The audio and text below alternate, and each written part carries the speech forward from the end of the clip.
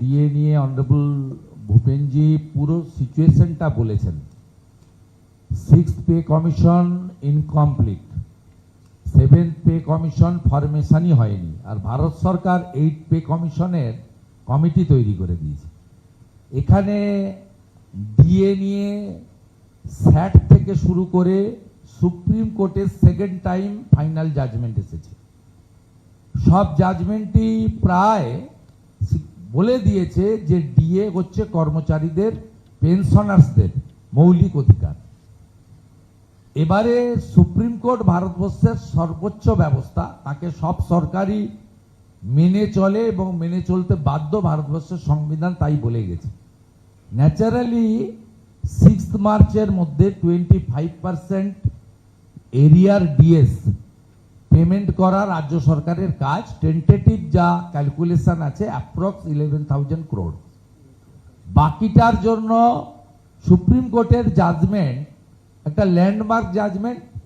সেখানে 4-man committee হয়েছে, যাতে 3 জন হচ্ছেন রিটায়ার্ড জাজেস আর 1 জন হচ্ছে ক্যাগের প্রতিনিধি। আমাদের মনে হয়েছে সুপ্রিম কোর্টের জাজমেন্টে এবং কমিটি ফরমেশনে রাজ্য সরকারকে তারা বিশ্বাস করে না বলে from finance department or state government কোনো রিপ্রেজেন্টেশনই রাখেনি।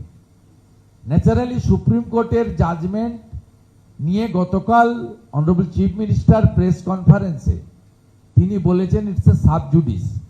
আমি ওনাকে বলতে চাই ইটস এ সাব জুডিস নয়, it's a close chapter by the Supreme Court, এবং ভার্ডিক ইজ ক্রিস্টাল ক্লিয়ার।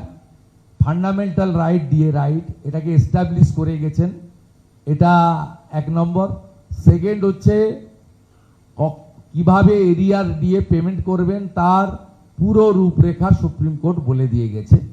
তাই মুখ্যমন্ত্রী কালকে যে কথা বলেছেন তাতে এই নেগেটিভ ইঙ্গিতটা এখানে আছে। এই সরকার কনস্টিটিউশনের যে 4টে পিলার রয়েছে, একটা হচ্ছে ল মেকার্স, অ্যাসেম্বলি কিভাবে চালায় জানেন, অপোজিশন লিডারকে 11 মাস সাসপেন্ড করে বাইরে রাখা হয়েছিল 5 বছরে, যেটা কোনো জায়গায় হয় না। সেকেন্ড থিং হচ্ছে ব্যুরোক্র্যাটসদের কি অবস্থা আপনারা জানেন। থার্ড হচ্ছে জুডিশিয়ারিকে অনারেবল সিএম কিভাবে অ্যাটাক করেছিল আপনারা জানেন, এবং তার জন্য জাস্টিস কৌশিক চন্দ্রের বেঞ্চে উনাকে 5 লক্ষ টাকা পার্সোনাল ফাইন করেছিল, যেটা কলকাতা হাইকোর্টের বারকে দিতে হয়েছে। Only political public representative after independent যাকে 5 লাখ টাকা ফাইন করেছিল কলকাতা হাইকোর্ট, এবং পার্সোনাল ইনকাম থেকে তাকে সেটা দিতে হয়েছে। ন্যাচারালি উনার এই যে কনস্টিটিউশনাল মেন পিলার জুডিশিয়ারি, এটাকে তিনি বারে বারে অপমানিত করেছেন। আমি মনে করি যে কর্মচারী এবং পেনশনার্সদের যে লড়াই, এই লড়াই অত্যন্ত লেজিটিমেট লড়াই, এবং মার্চের মধ্যে যদি 25% টাকা না দেন আইনে ব্যবস্থা নেওয়ার সুযোগ রয়েছে। বিজেপি অলওয়েজ তাদের সঙ্গে আছে। আমাদের বিজেপির যে কর্মচারী পরিষদ ছিল এই ডিএ লিগ্যাল ব্যাটেলে, তারাও অংশগ্রহণ করেছে। লিগ্যাল সাপোর্ট ফ্রম বিজেপি আমরা কমপ্লিটলি দিয়েছি। আমরা অ্যাসেম্বলির ইনসাইড আউটসাইড সব জায়গায় বলেছি আগামী দিনে মুখ্যমন্ত্রী যদি ভাইলেশন অফ দি করেন সুপ্রিম কোর্টের জাজমেন্ট, কোর্ট কন্টেম্পটের যে লড়াই কর্মচারী সংগঠনগুলো করবে, তাতে বিজেপির মরাল সাপোর্ট, অ্যাক্টিভ সাপোর্ट থাকবে।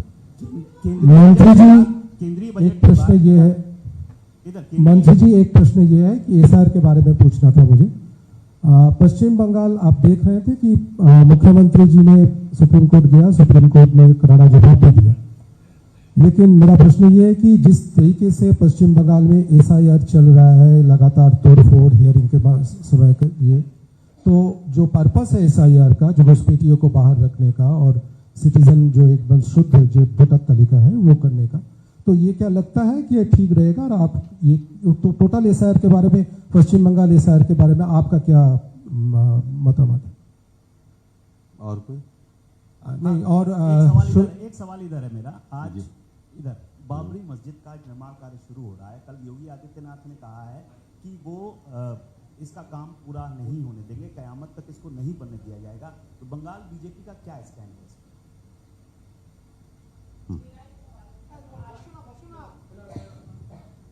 सबसे पहले तो मैं आपको ये कहना चाहूँगा कि सुप्रीम कोर्ट ने भी स्पष्ट कर दिया है कि एसआईआर की प्रक्रिया में कोई भी बाधा उत्पन्न करने की अनुमति नहीं देंगे, और ये सब राज्यों के लिए है। जो अभी शुभेंदु जी बता रहे थे, फाइनेंशियल मैनेजमेंट में तो स्टेट गवर्नमेंट कोलैप्स हुई है। एडमिनिस्ट्रेटिव मैटर में अपने कर्मचारियों के खिलाफ स्टेट गवर्नमेंट है। मानवीयता की दृष्टि से मतलब किसी भी शासक को सबसे बड़ा चेहरा उसका कंपैशन का होना चाहिए, मानवीयता सबसे बड़ा गुण होना चाहिए। हमारे शुभेंदु जी को भी जहां आग लगी, 27 लोग मारे गए, लापता हुए, वहां कोर्ट ऑर्डर लेकर के जाना पड़ा, और माननीय मुख्यमंत्री जी तो अभी तक नहीं पहुंचे। 1,500 किलोमीटर दिल्ली चली गई, 15 किलोमीटर दूर नहीं गए। क्या पश्चिम बंगाल के गरीब मजदूरों को बेसहारा छोड़ना ये कोई शासन का मानवीय पक्ष है? क्या इसको आप मानवीयता कहेंगे? क्या मुख्यमंत्री जी स्पष्ट करेंगी वो क्यों नहीं गई? वो स्पष्ट करेंगी कर्मचारियों के बच्चों के साथ वो क्यों अन्याय कर रही हैं? वो स्पष्ट करेंगी कि जो निष्पक्ष शासन, निष्पक्ष चुनाव, जो एक प्रक्रिया का मूलभूत हिस्सा है, आज जब सुप्रीम कोर्ट ने भी उनको डायरेक्शन दे दिया है कि इसमें कोई बाधा नहीं उत्पन्न होनी चाहिए, तो एक लोकतांत्रिक मुख्यमंत्री होने के नाते उनको उन सब बाधाओं को दूर करना चाहिए। और निश्चित रूप से जो सुप्रीम कोर्ट ने ईआरओस के लिए निर्णय दिया है, हमारा एक मानना है हम निष्पक्ष चुनाव के लिए जो भी एक राजनीतिक दल के नाते लोकतांत्रिक तरीके से कार्य होगा उसको करेंगे। बाबरी मस्जिद निर्माण अवैध है, काफी सारे अवैध काम हो रहे हैं ममता जी की शय से, ये काम भी हो रहा है। मैं तो उसको बिल्कुल इलीगल मानता हूं, अवैध मानता हूं, और ये पूरी तरीके से ममता जी की अपीजमेंट पॉलिटिक्स है। सर एसआईआर के बारे में थोड़ा आप कहिएगा। एसआईआर के बारे में मैंने are you happy with the SIR as SIR process is going on in West Bengal? हम तो देश में लोकतंत्र में भाग लेने वाली पार्टियां, लोकतंत्र सफल हो वो हमारे लिए जरूरी है। हम पश्चिम बंगाल की सरकार की फेलियर से जो बंगाल की जनता को दुख मिल रहे हैं उससे दुखी होकर के इस सरकार को हटाने में लगे हुए हैं, और इस बार बंगाल की जनता हमें आशीर्वाद देगी और इनकी विदाई करेगी। हिंदी का बोलो।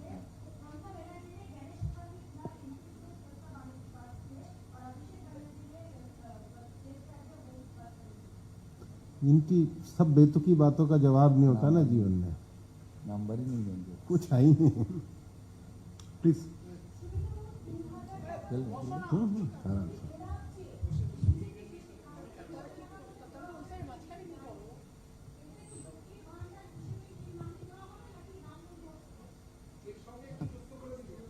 এটা সংকল্পপত্রে পরিষ্কার জানবেন, সংকল্পপত্র বিজেপি ৭০ করবে, প্রসেস চলছে। পশ্চিমবাংলার 294টা বিধানসভা এবং 1000টি ভারতীয় জনতা পার্টির সাংগঠনিক মণ্ডলে সমস্ত প্রমিনেন্ট প্লেসে সংকল্পপত্রের বক্স রাখা আছে। ভারতীয় জনতা পার্টি এবং এনডিএ যে সমস্ত রাজ্যে ক্ষমতায় এসেছে সেখানে সামাজিক কর্মসূচিকে তো চালু রেখেইছে, উল্টো দিকে সেই সামাজিক কর্মসূচিকে আরো আজকে দীনদয়ালজির যে তার প্রয়াণ দিবস, যাকে আমরা সমর্পণ দিবস বলছি, একাত্ম মানবতাবাদের ক্ষেত্রে সেবাই সংগঠন নরেন্দ্র মোদীজির স্লোগান। ভূপেনজি তার আলোচনায় লাডলি বহিন, লাডলি लड़का लड़की, मातारी योजना से लेकर গোটা ভারতবর্ষে হরিয়ানা রিসেন্টলি যে ভোট হয়েছিল সেখানে আপনারা ছত্তিশগড়, মধ্যপ্রদেশ, রাজস্থান মহারাষ্ট্র, হরিয়ানা, দিল্লি যা বিজেপি 100 দিনের মধ্যে করবে বলেছিল, যা বিজেপি 6 মাসের মধ্যে করবে বলেছিল, যা বিজেপি 1 বছরের মধ্যে করবে বলেছিল, সব জায়গায় বিজেপি সেটা করে দেখিয়েছে। এমনকি রাজ্য সরকারের চাকরির ক্ষেত্রে 3,55,000 ভ্যাকেন্সি ট্রান্সপারেন্ট ওয়েতে ওএমআর সিট, একাডেমিক এবং স্বচ্ছতার ভিত্তিতে হরিয়ানাতেও করবে বলেছিল, বিজেপি সেটাও করে দেখিয়েছে। আয়ুষ্মান ভারত 3টে জায়গায় চালু ছিল না, এক উড়িষ্যাতে, সেখানে পদ্ম ফুটেছে, সাথে সাথে আয়ুষ্মান ভারত চালু হয়েছে। দিল্লিতে চালু করতে দেয়নি মিস্টার কেজরিওয়াল, মমতা ব্যানার্জির ভাই, সেখানেও বিজেপি এসেছে, আয়ুষ্মান ভারত চালু হয়েছে, আর বাকি আছে অনলি ওয়েস্ট বেঙ্গল। অতএব বিজেপি তার কমিটমেন্ট সব জায়গায় সংকল্পপত্রে রাখে, এখানেও রাখবে, এবং যে যে রাজ্যে যে যে সামাজিক প্রকল্প চলে আসছে, কোথাও কাটেল তো হয়নি, উল্টো দিকে তাদের সামাজিক সুরক্ষা প্রকল্পে অনেক বেশি করে প্রোটেকশন দেওয়া হয়েছে। এটা আপনাদের বেশি দিন ওয়েট করতে হবে না, time is knocking the door. সংকল্পপত্র ন্যাশনাল লিডাররা আমাদেরকে রেখে, স্টেট লিডারশিপকে রেখে পাবলিককে করবে।